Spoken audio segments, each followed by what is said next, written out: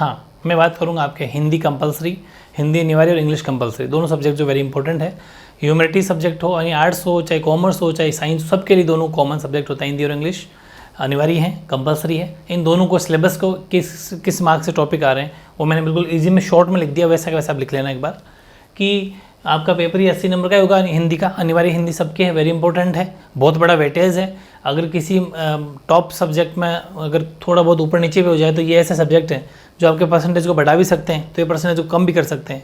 खूब सारे स्टूडेंट पर यहाँ पर ध्यान देते नहीं हैं, हिंदी इंग्लिश को ईजी समझते हैं और यहाँ पर परसेंटेज का इनका बड़ा इशू रह जाता है। इसलिए मेरा आपको यही कहना है कि हिंदी इंग्लिश को इतना ईजी वे ना लें और अच्छी मेहनत करें, क्योंकि ये बहुत इंपॉर्टेंट दोनों सब्जेक्ट है और बहुत ईजी है इनको करना, ठीक है, ये ध्यान रखना।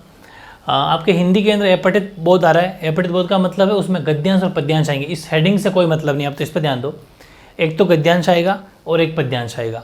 गद्यांश भी 6 मार्क्स का आएगा और पद्यांश 6 मार्क्स का आएगा। इस तरीके से मिला के यहाँ देखते हैं तो 12 मार्क्स का टॉपिक आपके कंप्लीट हो जाता है, 12 नंबर का गद्यांश और पद्यांश, ठीक है, 12 मार्क्स।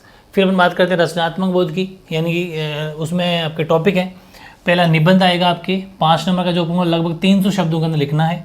पत्र व प्रारूप लेखन 4 मार्क्स है, सब करा दूंगा मैं, ये टॉपिक सारे करा दूंगा 4 मार्क्स का। और अभिव्यक्ति एवं माध्यम पाठ्यपुस्तक पर आधारित 2 छोटे प्रश्न आएंगे लघुतरात्मक 30 से 40 शब्दों में जो लिखते हैं ना अपन, वो 4 मार्क्स के, दोनों 2-2 के हो जाएंगे, 2-2 के, ठीक है। तो आपके 4 नंबर का ये टॉपिक हो गया, ठीक है। और एक आएगा फीचर लेखन, फीचर लेखन बोल दो चाहे आलेख बोल दो, ये 3 नंबर का आएगा जो 100 शब्दों के करीब अपन को लिखना है। जैसे निबंधात्मक प्रश्न को 100 शब्दों में लिखा जाता है ना, वैसे इसको भी 100 शब्दों में लिखना है। फीचर लेखन या आलेख ये भी आपके इंपॉर्टेंट है, ठीक है। तो यहाँ पर कितने नंबर बन गए, 5, 4, 9 और 9 और 3 12 से 15, 15 मार्क्स का मामला ये हो गया, ठीक है। तो देखो 12 यहाँ हो गए, 15 यहाँ हो गए। देखते हैं आगे 80 का पूरा हिसाब करना है अपन को। फिर व्याकरण, व्याकरण में भाषा व्याकरण लिपि का परिचय, बहुत शानदार टॉपिक है, जल्दी कराने वाला हूँ उसको, एक ही वीडियो में कंप्लीट कर देंगे। 2 नंबर का ये है। शब्द शक्ति बिल्कुल 2 मार्क्स की है, बहुत ईजी है।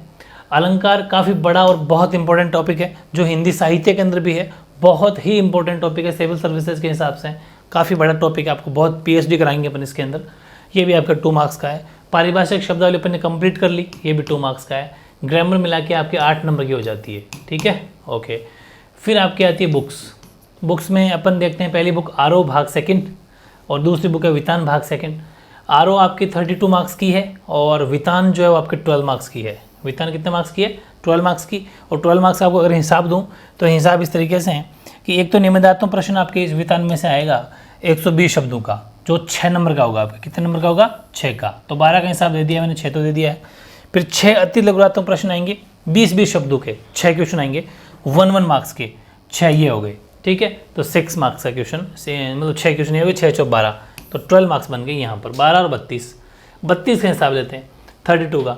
32 में क्या है कि एक तो व्याख्या आएगी गद्य भाग से, एक व्याख्या आएगी पद्य भाग से, दोनों 6-6 नंबर की आएगी। 2 निबंधात्मक प्रश्न आएंगे इस आरोह से, ये काफ़ी बड़ी बुक है, इंपॉर्टेंट बहुत ज़्यादा है।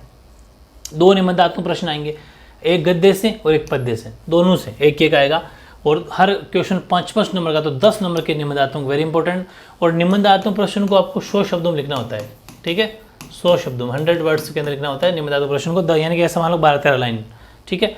फिर एक लघुत्तरात्मक प्रश्न आएगा पद्य में से, एक लघुत्तरात्मक प्रश्न आएगा गद्य में से। पद्य वाला ये ध्यान रखना 2 मार्क्स का है और गद्य वाला 3 मार्क्स का है। ये सब थोड़े शब्द इसके ज़्यादा हो तो 20-40 शब्द होंगे, ये 50-60 शब्दों तक लिखना होता है इसको। कवि या लेखक परिचय आएगा आपके 5 नंबर का, जिसको अपन 80 से 100 शब्दों के अंदर लिखना होता है। इस तरीके से कंप्लीट हिंदी मैंने बिल्कुल इजीली आपको एक डायग्रामेटिक समझा दिया है। इसको आप ऐसा अगर बना लेते हो तो पूरे 80 का 80 हिसाब आपके हाथ में है। ये अगर आप जोड़ेंगे तो 5, 3, 5, 5, 10, 20 और 10 32 हो गया, ठीक है, 32 हो गए। और ये आपके इधर जोड़ेंगे अपन तो 6 और 6 12 हो गए। तो बहुत ईजी है, 80 का हिसाब कंप्लीट। फिर भी अगर देखना चाहते हो इस फॉर्मेशन में, ये क्या ज़्यादा समझ में नहीं आती इसलिए मैंने आपको थोड़ा ईजी में लिख दिया। फिर भी देखना चाहोगे तो मामला वही है, 12, 16, 8, 32, 12 का मिला के 80 हो गए। इसमें अपठित गद्यांश जिसमें अति लघुत्तम प्रश्न 6 आएंगे। अच्छा हाँ, जो मैंने बात लिखी थी, ये जो अपठित है इसमें 6 इंटू अति लघुत्तम प्रश्न आएंगे, इसके अंदर छोटे छोटे क्वेश्चन आएंगे अति लघुत्तमक 1 लाइनर, ठीक है, वो ध्यान रखना। और बस वही बात है। फिर निबंध 3 शब्दों में सारी बातें वही है, ये आप देख सकते हो। पूरी व्याकरण हो गई, 2 मार्क्स की है, ठीक है, वो बात चीज़ मैंने बता दी। और खंड 3 की बात करें तो ये आपकी बुक है। बुक के अंदर अगर हाँ थोड़ा सा पढ़ लो, आरोह की बात करें तो आरोह वाली जो बुक है वो आपके 32 नंबर काफ़ी इंपॉर्टेंट है।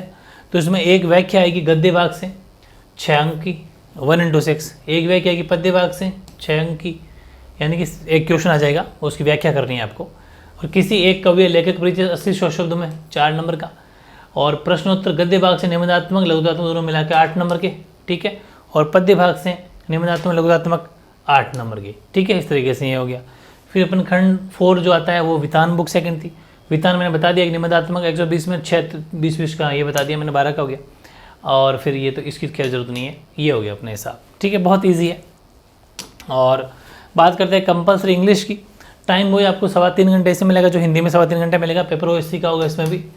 और बात करते हैं तो इसमें 2 पैसेज आएंगे, 2 अनसीन पैसेज आएंगे। अनसीन का मतलब होता है जो कहीं से भी आ सकते हैं, किसी ऐसे टॉपिक पर जो जैसे कोई अपन हमारे स्वामी विवेकानंद जी हो गए, चाहे महात्मा गांधी हो, मतलब ऐसे बड़े फेमस लोगों पर 700 से 900 शब्दों के अंदर वो 2 अनसीन पैसेज आएंगे ऑप्शन वाले, उसमें से अपन को आंसर देना है। और 15 मार्क्स का ये मामला है। और ग्रामर की बात की जाए तो ग्रामर के 4 टॉपिक में बता दिए, 2 के फ्रेजल वर्ब तो अपने कंप्लीट भी कर लिया। क्लोजेस, सिंथेसिस, फ्रेजल वर्ब्स और प्रीपोजिशंस, ये 8 नंबर की ग्रामर हो जाती है आपकी।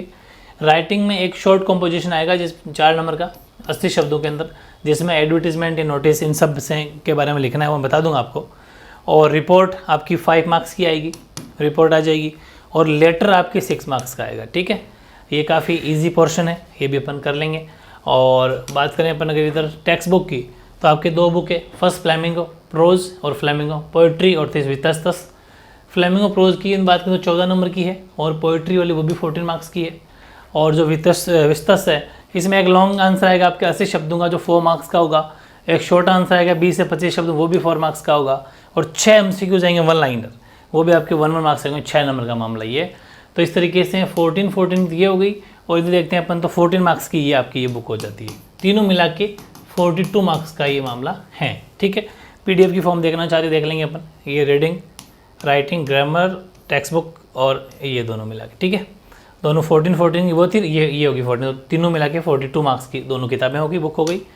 और बात करते हैं अपन पैसेज की, तो पैसेज वाली बात आपको समझनी है कि इसमें आपके एक पैसेज आएगा जो 700 से 900 शब्द तक पूरे कंप्लीट मिला के ये पैसेज बनेगा।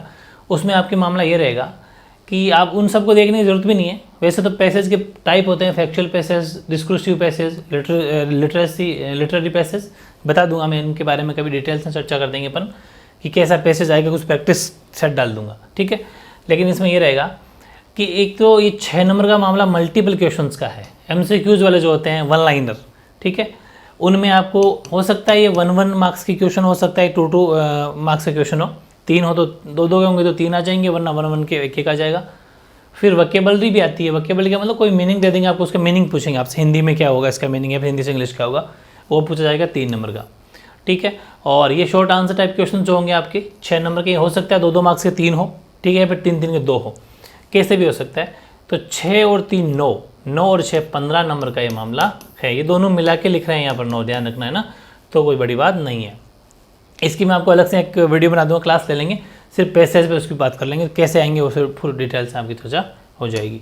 फिर है सेक्शन बी, इसमें आपको शॉर्ट कॉम्पोजिशन जो मैंने बताया था आपको, उसमें क्या क्या होंगे, advertisement, notice, description of arguments for against topic, accepting the decline invitations, 4 marks का ये आएगा।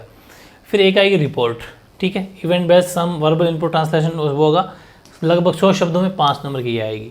फिर लेटर आएगा आपके, वो आएगा 6 नंबर का, लेकिन वो किस हिसाब के लेटर आएंगे आपको, पहली बात तो इसमें 2 बेस्ड सम वर्बल इनपुट्स होंगे, इसमें क्या क्या होंगे कि वो बिजनेस या ऑफिशियल लेटर्स होगा। दूसरी बात, उस लेटर में कुछ एडिटर या वेरियस, ये सब बातें उसके अंदर जो लिखी हुई एप्लीकेशन फॉर जॉब ये बह सकती है, ये अपन बात कर लेंगे डिटेल से, इस पर सब क्लासेस ले लूँगा। आपको इतना समझना है कि 6 नंबर का लेटर आएगा बस, बाकी कैसे आएगा क्या आएगा वो मैं आपको अलग से पढ़ा दूंगा। ग्रामर के 4 टॉपिक मैंने बताए रखे हैं, 2-2 नंबर के हैं, तो कोई बड़ी बात नहीं, 8 नंबर की ग्रामर है, एक टॉपिक अपना हो चुका है, जल्दी पूरे हो जाएंगे, ठीक है, ये बात थी। फिर ये बुक है, बात करते हैं फ्लेमिंगो प्रोज की, उसमें ध्यान से समझना कि अप्रोक्सीमेटली 100 वर्ड्स ईच ये मामला की एक एक्सट्रैक्ट रहेगा। उसमें आपको 4 क्वेश्चन तो रहेंगे, वो रहेंगे कॉम्प्रीहेंशन यानी लोकल एंड ग्लोबल, ये वाले रहेंगे, तो 4 मार्क्स के तो हो गए। 2 क्वेश्चन रहेंगे वोकेबलरी के, जैसे कुछ मीनिंग होंगे उनका आपको मीनिंग लिखना होगा, कुल मिला के 6 क्वेश्चन 6 नंबर के हो जाएंगे, ठीक है। और फिर एक लॉन्ग क्वेश्चन होगा, 1 आउट ऑफ 2 लॉन्ग आंसर दे रखे होंगे, उनमें से कोई एक करना है, ऑप्शन रहेगा, ठीक है। 80 शब्दों का 4 नंबर का ये लॉन्ग आंसर, मतलब निबंधात्मक प्रश्न हो गया। 2 शॉर्ट आंसर टाइप क्वेश्चन रहेंगे आपके 2-2 नंबर के, 20 से 25 शब्दों में उसका आंसर देना है। तो इस तरीके से 6, 4, 10 और 4, 14 नंबर की आपकी बुक कंप्लीट हो गई। फिर पोइट्री की बात करें तो इसके अंदर 2 रेफरेंस टू कॉन्टेक्स्ट आएंगे, 6 मार्क्स के, हो सकता है दोनों 3-3 के हो, 2 into 3, ठीक है। फिर 2 लॉन्ग आंसर, उसमें से एक आपको करना है 80 शब्दों में, और ये आएगा आपके 4 नंबर का।